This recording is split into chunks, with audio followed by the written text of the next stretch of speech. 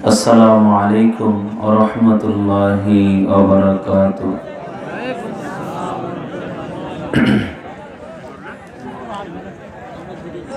ভালো আছেন আপনারা সবাই? নাহমাদুহু ওয়া নাস্তাঈনুহু ওয়া নাস্তাগফিরুহু ওয়া নু'মিনু বিহি ওয়া নাতাওয়াক্কালু আলাইহি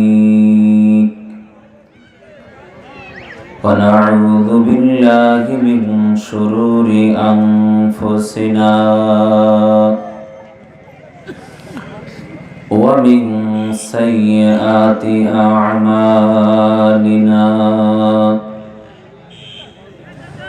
من يهده الله فلا مضل له ومن يضلل فلا هادي له أما بعد فأعوذ بالله من الشيطان الرجيم بسم الله الرحمن الرحيم ما يلفظ من قول إلا لديه رقيب عتيد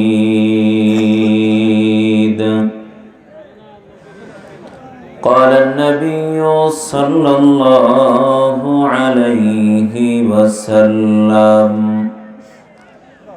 من يضمن لي ما بين لحييه وما بين رجليه أضمن له الجنة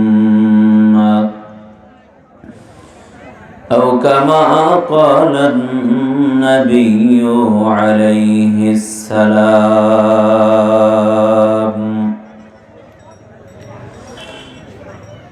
قال الله تعالى في شان حبيبه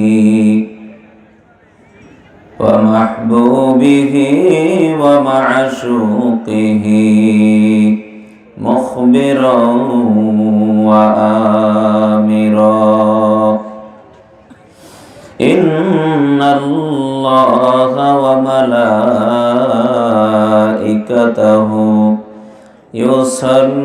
يصلون على النبي يا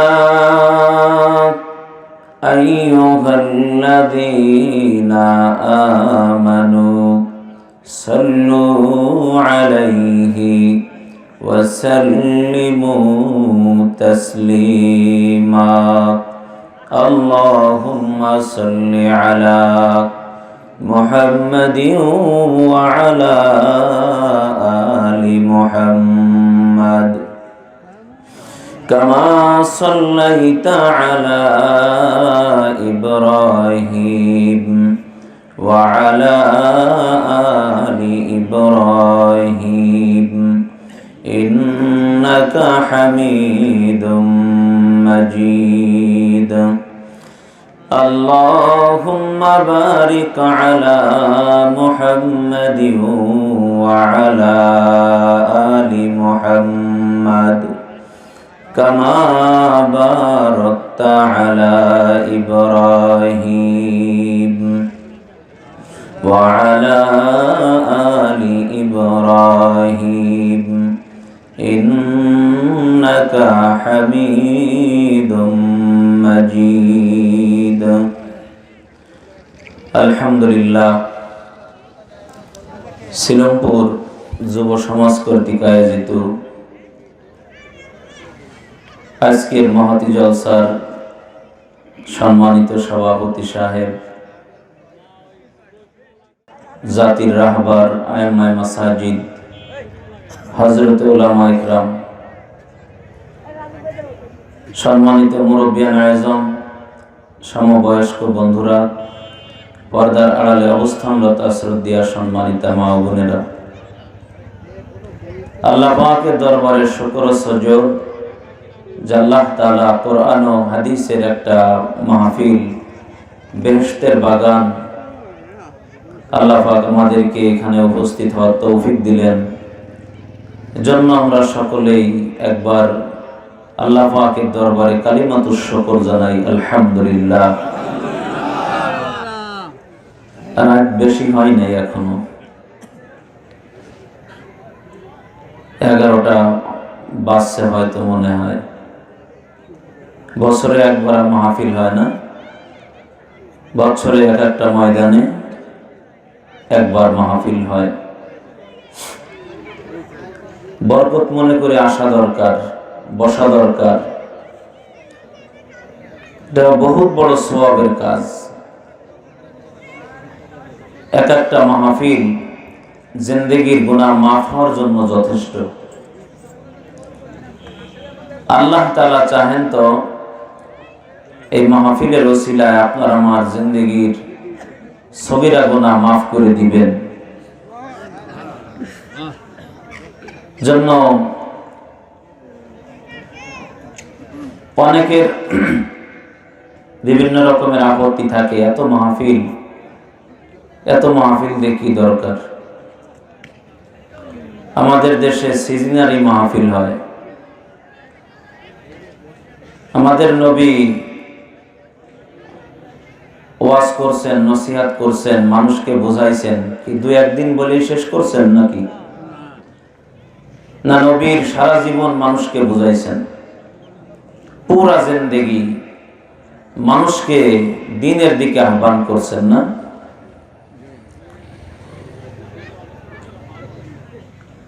জন্য ওয়াজ নসিহত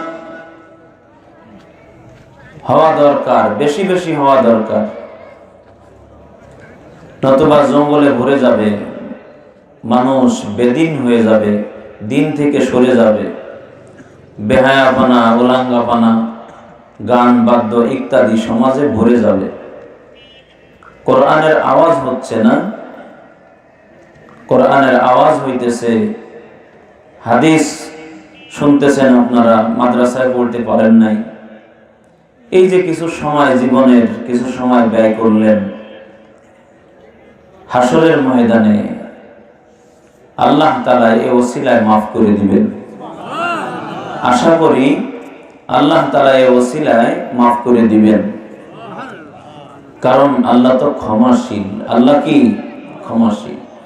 আল্লাহ তো বাহানা তালাশ করবেন কোন ওসিলায় বান্দাকে ক্ষমা করে দেওয়া যায়, মাফ করে দেওয়া যায়। জন্য যারা ওই রাস্তায় বিভিন্ন জায়গা দাঁড়িয়ে আছেন, বসে আছেন, বা মনস্থ করতেছেন চলে যাব কিনা, কোরআনের মাহফিলে বড় মনে করে বসা দরকার। এটা নিয়ামত। এটা কি বলেন? নিয়ামত। ওদিন বুঝে আসবে যেদিন আর হাতে আর নেকি থাকবে না। একটা নেকির জন্য দাঁড়ে দাঁড়ে মানুষ দৌড়াইতে থাকবে। বাবার কাছে যাবে, মায়ের কাছে যাবে, বিবির কাছে যাবে, কেউ একটা নেকি দিতে চাইবে না। ওদিন বুঝে আসবে যে একটা নেকির কত দাম, আর এই সমস্ত মজলিসের কত দাম। আল্লাহ পাক আমাদেরকে কবুল করুক, বলুন আমিন। আল্লাহ পাক আমাদেরকে দ্বীনের কাজে বেশি বেশি সময় দেওয়ার তৌফিক দান করুক। আল্লাহ পাক আমাদেরকে একটা সম্পদ দান করছেন না, যা দুনিয়া কোন মাখলুককে আল্লাহ তাআলা দান করেন নাই। ওইটা হলো আমরা এই যে কথা বলি না, একজনে আর একজনকে কি সুন্দর বোঝায়, একজনে আর একজনকে বোঝাইতেছেন, বাকশক্তি দান করছেন আল্লাহ। একজনে আর একজনের দিলের ব্যথা বুঝাইতে পারে। এটা কি আর কোন মাখলুকে পারে বলেন? আর কোন মাখলুককে আল্লাহ তাআলা এই বাকশক্তি দান করছেন? করেন নাই। কেবলমাত্র ইনসান কথা বলতে পারে। আর কোন জাতি কথা বলতে পারে না, মানুষ কথা বলতে পারে। নিজের দিলের ভাবটা আরেকজনের কাছে প্রকাশ করতে পারে। আল্লাহ পাক একটা পার্স দিয়েছেন ইনসানকে, এটা নাড়া দিলেই কথা হয়ে যায় না? কত বড় নিয়ামত! এটা কেন দিলেন আল্লাহ তাআলা? এর থেকে আরো বড় পার্স, বড় অঙ্গ আল্লাহ তাআলা দান করছেন, কিন্তু সেই সমস্ত অঙ্গে কথা হয় না। কি সুন্দর একটা অঙ্গ আল্লাহ তাআলা দান করলেন, যে আমার ব্রেনে যখন যা আসে, আমি এই মেশিনটা নাড়া দিলেই আমার ওই ব্রেনের বা দিলের ভাবটা আমি আরেকজনের কাছে প্রকাশ করতে পারি।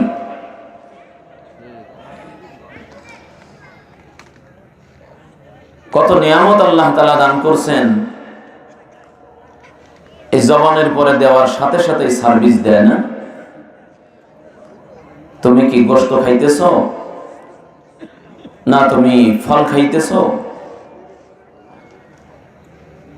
নাকি দেশি মুরগি খাইতেছো,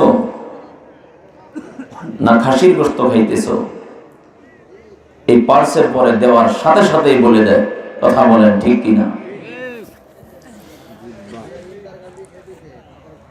আপনি যদি সকাল থেকে সন্ধ্যা পর্যন্ত আপেল নিয়ে পেটে ডলতে থাকেন, ঘষতে থাকেন, আপেলের স্বাদ কি বোঝা যাবে? বলেন বলেন। এই পার্টস, এই মেশিন কোনদিন কি সার্ভিসিং করার প্রয়োজন হয়েছে? কোনদিন কি এর পিছনে তেল মোবিল ব্যবহার করেছি? ফ্রি সার্ভিস দিতেছে না? একটা লোকের পিছনে 60-70 বছর পর্যন্ত সার্ভিস দিচ্ছে। যদি প্রত্যেকটা কথা ট্যাক্স দেয়া লাগতো, আমাদের পক্ষে এই ট্যাক্স, এই ঋণ, এটা পরিশোধ করা কোনদিন সম্ভব ছিল? ভাইজান, কোন একদিন এই জবানে আর কথা হবে না। কোন একদিন হাজারো চেষ্টা করলেও এই জিহ্বায় আর সার্ভিস দিবে না।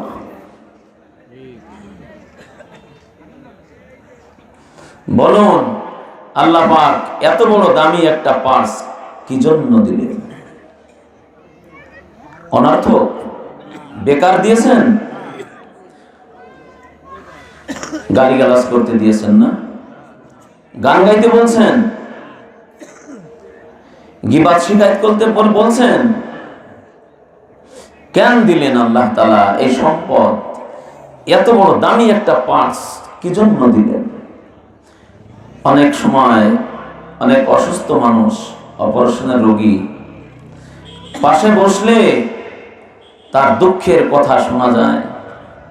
ওদিন বুঝে আসছিল বাক শক্তি কত দামি পার্স, কত বড় নিয়ামত।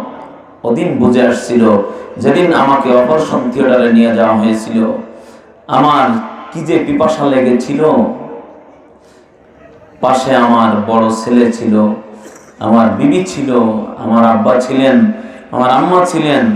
কতবার যে চেষ্টা করছিলাম তাদেরকে বোঝানোর জন্য, রে এক গ্লাস পানির ব্যবস্থা করো, আমার জীবনটা চলে যাইতেছে।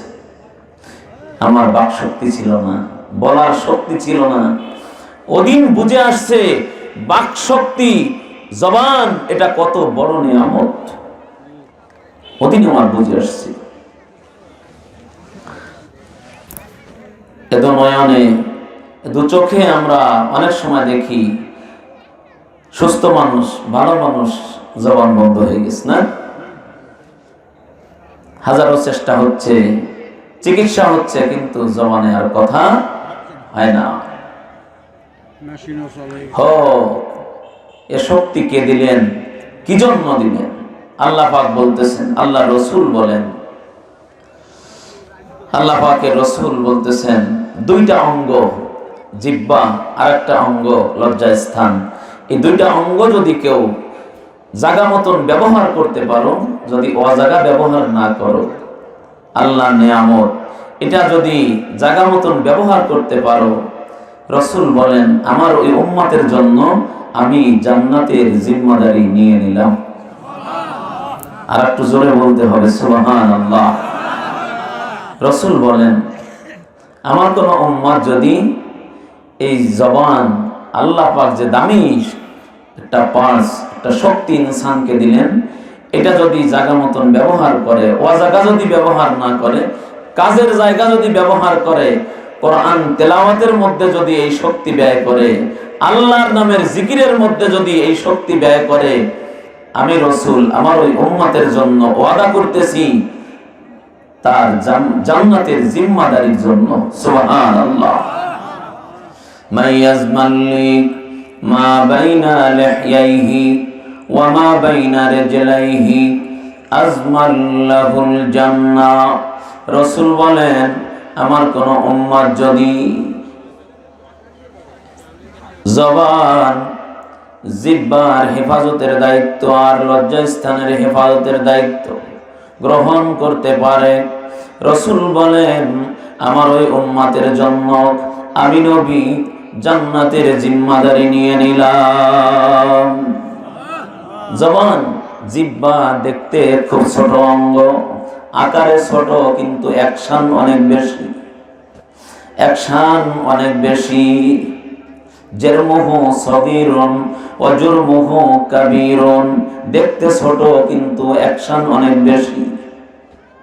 তরবারির আঘাত এর ব্যান্ডেজ আছে। কবি বলেন জারাহাতিস সিনানু লাহাতিয়ামু ওয়া লা ইয়ালতামু মা জারাহাল লিসানু। তরবারির আঘাতের ব্যান্ডেজ আছে। জবান দিয়ে, এই অঙ্গ দিয়ে যদি কাউকে আঘাত করে, কবি বলতেছেন এই আঘাতের কোনো ব্যান্ডেজ নাই, এর বহুত বড় অ্যাকশন। আল্লাহর নবী বলেন এই জবানের কারণে তোমাদের জন্য জান্নাত, আবার ওই জবানের কারণে তোমাদের জন্য জাহান্নাম। বহুত গুরুত্বপূর্ণ একটা সাবজেক্ট। এই জবানের কারণে জান্নাত, আবারও এই জবানের কারণে তোমার জাহান্নাম। হাদিসে পাকের মধ্যে রাসূল বলেন আতাদরুনা মা আকসারু মা ইয়াদখিলুল জান্নাহ। সাহাবীরা রে, তোমরা কি বলতে পারো হাসরের ময়দানে কোন জিনিসের কারণে অধিকাংশ মানুষ জান্নাতি হবে? বলতে পারো হাসরের ময়দানে কোন জিনিসের কারণে অধিকাংশ মানুষ জান্নাতি হবে? সাহাবীদের অভ্যস্ত ছিল নবী যখন কোনো কিছু জিজ্ঞাসা করতেন, সাহাবীরা বলতেন আল্লাহু ওয়া রাসূলুহু আলাম, আল্লাহ এবং আল্লাহর রাসূল ভালো জানেন। আল্লাহর নবী সাহাবীদেরকে বলতেছেন সাহাবীরা রে, তাকওয়াল্লাহ ওয়া হুসনুল খুলুক, আল্লাহর ভয়, আল্লাহর ভয় আর উত্তম চরিত্র, এই দুইটা জিনিস যার মধ্যে থাকবে, এই দুইটা জিনিসের কারণে হাসরের ময়দানে অধিকাংশ মানুষ জান্নাতি হবে। আতাদরুনা মা আকসারু মা ইদখিলুন নার। সাহাবীরা রে, বলতে পারো হাসরের ময়দানে কোন জিনিসের কারণে অধিকাংশ মানুষ জাহান্নামী হবে? সাহাবীরা বলেন নবী আল্লাহু ওয়া রাসূলুহু আলাম, আল্লাহ এবং আল্লাহর রাসূল ভালো জানেন। আল্লাহর নবী সাহাবীদেরকে বলতেছেন সাহাবীরা রে, আল ফাম ওয়াল ফারাজ, জবান, এই জবানের কারণে আর লজ্জাস্থানে দুইটা অঙ্গের কারণে অধিকাংশ মানুষ জাহান্নামী হবে। জবান, সাবধান হে নবীর উম্মত, সাবধান। সাহাবী সুফিয়ান ইবনে আব্দুল্লাহ রাসূলের দরবারে আসছেন, ইয়া রাসূলুল্লাহ, আমার জন্য কোন জিনিসকে আপনি বেশি ভয় পান? নবী ফাআখাযা বিলিসানি নাফসিহি ওয়া ক্বালা হাযা। আল্লাহর নবী সুফিয়ান ইবনে আব্দুল্লাহকে বলতেছেন, রে সুফিয়ান, সুফিয়ান ইবনে আব্দুল্লাহকে বলতেছেন, দেখো নবীজি নিজের জিহ্বাটা টাইনা ধরলেন, জিহ্বাটা টাইনা আল্লাহর নবী বলতেছেন, হে সুফিয়ান, এই জিহ্বাকে আমি তোমার জন্য বেশি ভয় করি, কারণ এই জিহ্বার কারণে, জবানের কারণে হাসরের ময়দানে অধিকাংশ মানুষ জান্নাতি হবে, আবার ওই জবানের কারণে অধিকাংশ মানুষ জাহান্নামী হবে।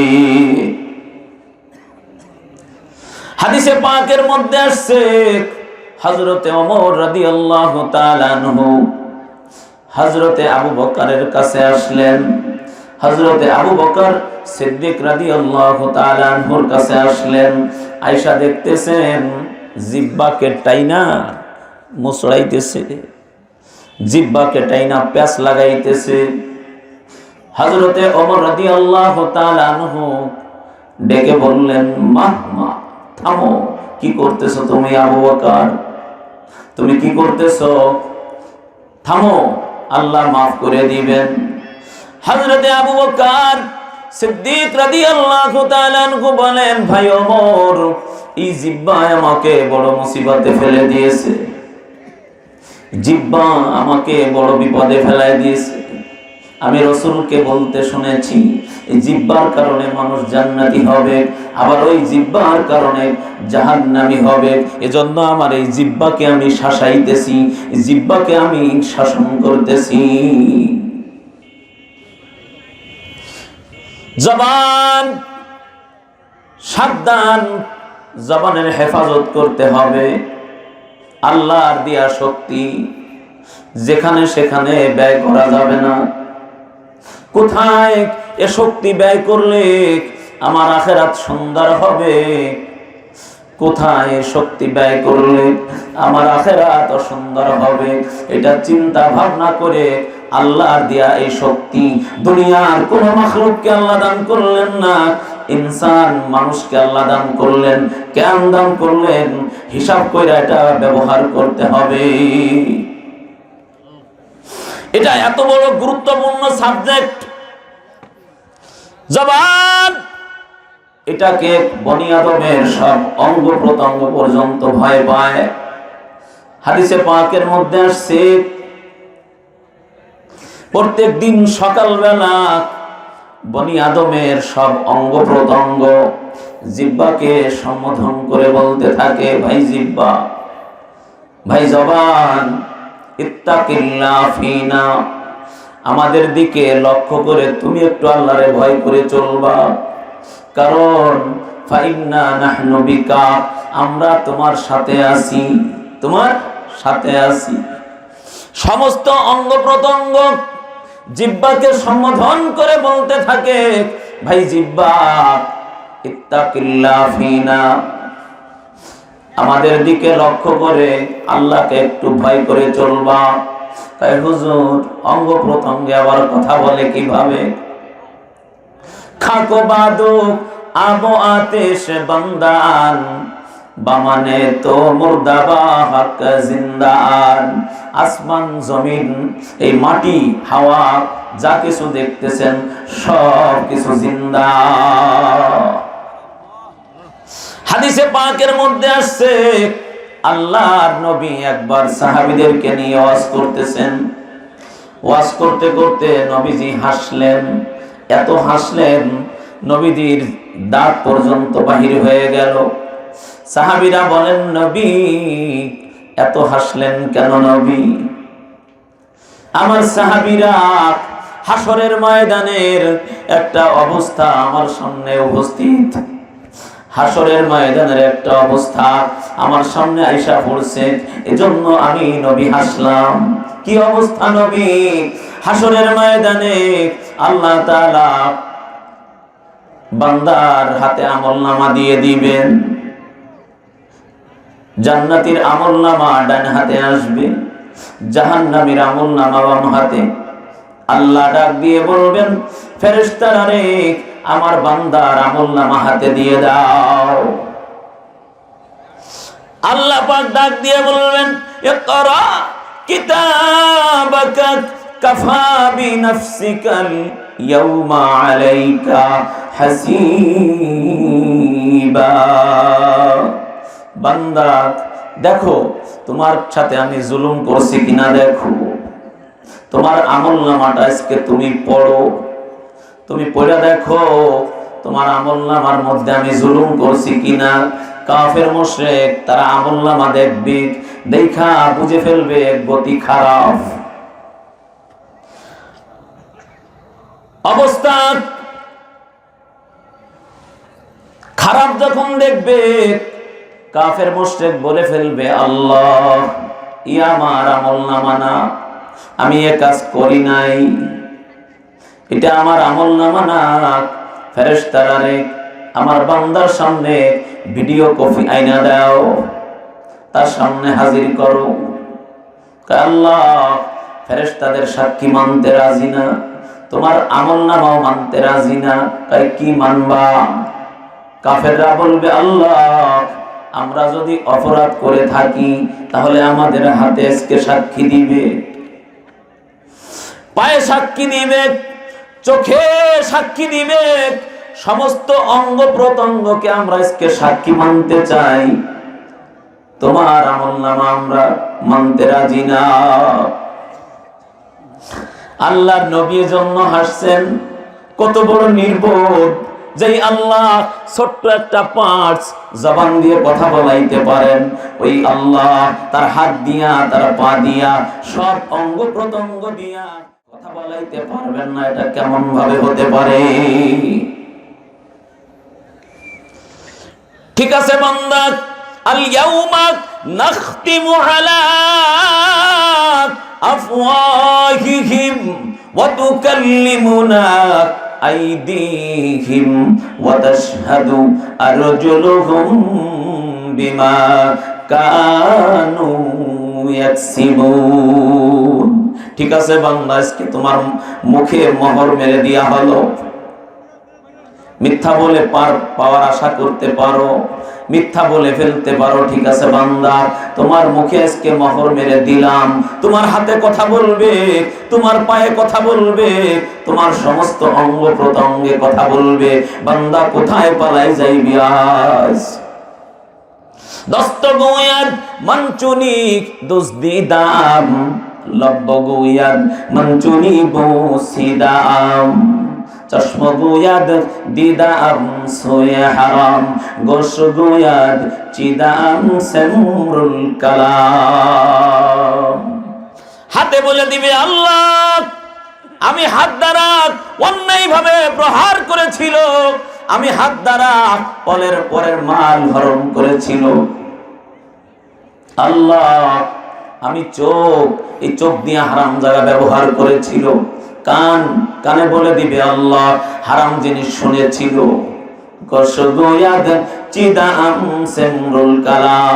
কান বলে দিবে আল্লাহ গান শুনতে ভালো লাগছিল, কোরআনের আওয়াজ শুনতে ভালো লাগে নাই। গান শোনাটা তার কাছে মধুর মনে লেগেছিল, কোরআন শুনতে ওর ভালো লাগে নাই, আমি কান ওর সাক্ষী দিয়ে দিলাম। চোখ সাক্ষী দিয়া দিবে। রাসূল বলেন কাফের মুশরিকরা বলবে হাতে সাক্ষী দিবে, পায়ে সাক্ষী দিবে, আল্লাহ তোমার আমলনামা আমরা মানতে রাজি না। রাসূল বলেন এজন্য আমি হাসলাম যে ওরা বলে কি আর ওরা ভাবে কি, যে আল্লাহ জবান দিয়ে কথা বলাইতে পারেন তিনি হাত পা দিয়ে কথা বলাইতে পারবেন না, এটা কিভাবে ওদের বুঝে আসে? হাসরের ময়দানে সমস্ত অঙ্গ প্রত্যঙ্গ জিহ্বার বিরুদ্ধে মামলা দিয়ে দিবে। হাদিসে পাকের মধ্যে আসছে তুমি জিহ্বার কারণে আজকে আমরা ধরা পড়ে গেলাম, তুমি জিহ্বার কারণে আজকে আমরা অপরাধী হয়ে গেলাম। জিহ্বা বলবে, হাদিসে পাকের মধ্যে আসছে এই জবানে বলবে তোদের শান্তির জন্য কথা বলছিলাম, তোদের শান্তির জন্য দুনিয়ায় মিথ্যা বলেছিলাম, তোদের শান্তির জন্য দুনিয়ার মধ্যে গীবত শিকায়ত করেছিলাম, তোদের শান্তির জন্য আমি জিহ্বা তোদের পক্ষে কাজ করেছিলাম। কয় না না, তুমি আমাদেরকে বিপদে ফেলে দিয়েছো। জন্য প্রত্যেকদিন সকালবেলা সমস্ত অঙ্গ প্রত্যঙ্গ জিহ্বাকে সম্বোধন করে বলতে থাকে, ভাই জিহ্বা ইত্তাকিল্লাহ ফিনা, আমাদের দিকে লক্ষ্য করে একটু আল্লাহরে ভয় করে চলবা, কারণ আমরা তোমার সাথে আছি। ফাইন্না নাহনু বিকা ইস্তাকান্তা ইস্তাকান্না ওয়া ইন আওয়াজাস্তা আওয়াজাজনা, তুমি যদি সোজা হয়ে চলো আমরাও সোজা, আর তুমি যদি বাঁকা হয়ে যাও আমরা সব অঙ্গ প্রত্যঙ্গ বাঁকা হয়ে যাব। জবান, এজন্য আল্লাহর নবী এক হাদিসের মধ্যে বলেন, মান আমানা বিল্লাহি ওয়াল ইয়াউমিল আখির ফালইয়াকুল খায়রান আও লিয়াসমুত। কোন উম্মাত আল্লাহ এবং আখিরাতের পরে ঈমান আনলো, তার জন্য উচিত এই জবান দিয়ে যদি কোনো কথা বলে তাহলে সে যেন ভালো কথাই বলে, মন্দ যেন না বলে, মিথ্যা যেন না বলে, গীবত শিকায়ত যেন না করে। সে যদি বলে তাহলে ভালো কথাই যেন আল্লাহর দেয়া শক্তি ব্যবহার করে। যদি ভালো কথা জবানে না আসে, রাসূল বলতেছেন তোমার জবানে ভালো কথা আসে না, ভালো কথা বলতে পারতেছ না,